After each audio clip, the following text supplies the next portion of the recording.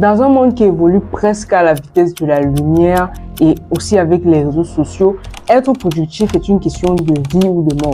Pour ceux qui sont adeptes de la discipline, ils vous diront pas de discipline, pas de productivité. Mais pour le roi de la productivité, Ali Abdaal, ce n'est pas tout à fait ça. Le manque de clarté est l'un des facteurs qui font en sorte qu'on ne soit pas productivité.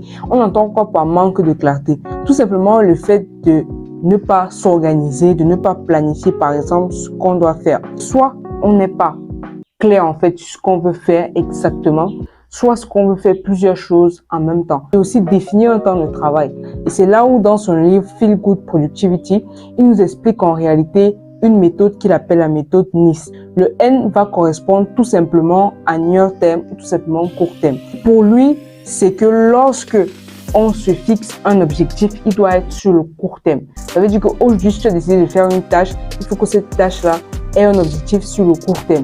Il faut éviter en fait de prendre des tâches ayant un objectif sur le long terme. Le I qui veut dire input, c'est-à-dire processus, c'est que il faut arrêter en fait de se focaliser sur le résultat. Il faut plutôt se focaliser sur le processus. Comment est-ce qu'on va faire pour atteindre le résultat voulu à la fin? Le C, c'est pour parler de controllable ou tout simplement contrôlable. Quand on se fixe une tâche à faire, c'est par rapport à un objectif.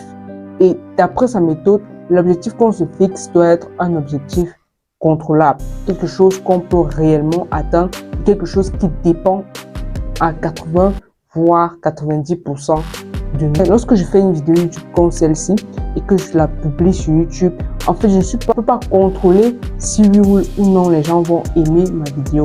Mais ce que je peux contrôler, c'est la manière dont je fais ma vidéo pour que les gens puissent l'aimer. Si tu veux réussir tout et n'importe quoi dans ta vie, il faut que tu apprennes à être proactif. C'est-à-dire, il faut que tu arrives à canaliser le maximum de tes efforts sur les choses que tu as le contrôle. Pour créer nos tâches, il faut parfois ajouter une touche de jeu. Donc le E, c'est pour energizing. Il arrive souvent des moments où on doit faire certaines tâches, mais on n'a pas envie de faire ces tâches-là. Que lorsqu'on doit faire une chose, au lieu de se focaliser sur la discipline, un peu comme David Goggins nous chante dans les oreilles chaque jour, il explique que lorsque tu n'as pas envie de faire une tâche, mais que tu es censé la faire, ne te force pas à faire cette tâche comme tu as décidé de la faire. Pose-toi une règle qu'on appelle la règle des 5 minutes. Ça veut dire que, vu que je n'ai pas envie de faire cette tâche-là, je vais juste la faire pendant 5 minutes. Et dès que les 5 minutes arrivent, je stoppe tout. Mais il arrive trop souvent que lorsqu'on commence à faire pendant 5 minutes, on a envie de continuer. Mais s'il arrive que tu n'as pas envie de continuer, tu stoppes, tu pars peut-être marcher, tu essaies de changer les idées. Et après, tu reviens utiliser encore la règle des 5 minutes. Le plus difficile souvent, c'est de commencer. Ce qui fait en sorte aussi qu'on ne soit pas productif, le fait qu'on manque d'exécution constante. Si on prend deux personnes A et B, la première personne A décide de faire par exemple le sport 3 fois par semaine pendant 1 an. Et toi, tu décides de faire le sport quand tu as envie. On va se rendre compte qu'à la fin de l'année, celui qui a fait 3 séances de sport chaque semaine pendant 1 an aura atteint un résultat beaucoup plus grand que celui qui a par exemple fait une semaine intense, sauté 1 mois, une semaine intense, sauté 1 mois. Donc le manque d'exécution constante fait en sorte qu'on ne soit pas souvent productif. Ça me rappelle en fait l'effet cumulé de Darren Hardy. C'est lorsqu'on fait des petites actions sur le long terme qu'on arrive à un résultat. Ça veut dire que si aujourd'hui tu vois quelqu'un qui a un niveau ici, c'est parce qu'il a combiné de petites actions sur un temps donné de manière constante qu'il a donné ce résultat. Procrastiner, tout le monde procrastine, il n'y a personne qui ne procrastine pas. C'est ça qui nous pousse souvent à ne pas exécuter les choses de manière constante. Il établit la méthode qu'on appelle la méthode CAL. Le C, c'est pour compétence. C'est souvent bien de mettre sur pied une tâche divertissante où tu vas apprendre une compétence, où tu auras de l'autonomie, où tu auras la liberté, l'autonomie de choisir, être libre de faire ce que tu as envie de faire. Ça peut être le dessin, ça peut être la musique. Et pour terminer, ça doit pouvoir te détendre. Donc le M, c'est pour mélo. Avoir un planning chronométré, minute par minute, et surchargé de tâches assez compliquées que notre cerveau n'a pas envie de faire.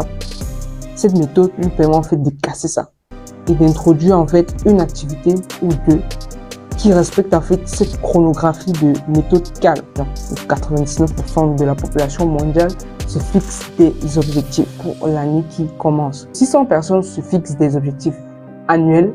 À la fin de l'année, il y aura pratiquement 10 à 20% qui auront réellement atteint la moitié des objectifs qui sont fixés. Lorsque tu te fixes par exemple comme objectif pour l'année 2024 de mettre sur pied ton premier business, quand tu seras en janvier, tu vas te dire non, j'ai février, la fin d'année est encore très loin. Et c'est à partir souvent de octobre, novembre, décembre que tu te mets la pression parce que tu te vois en train de ne pas atteindre ton objectif. Il faut privilégier la périodisation contre l'annualisation. Oui, il faut se fixer des objectifs sur l'année, mais il faut aussi se fixer des objectifs périodiques. Ça aide énormément pour être productif.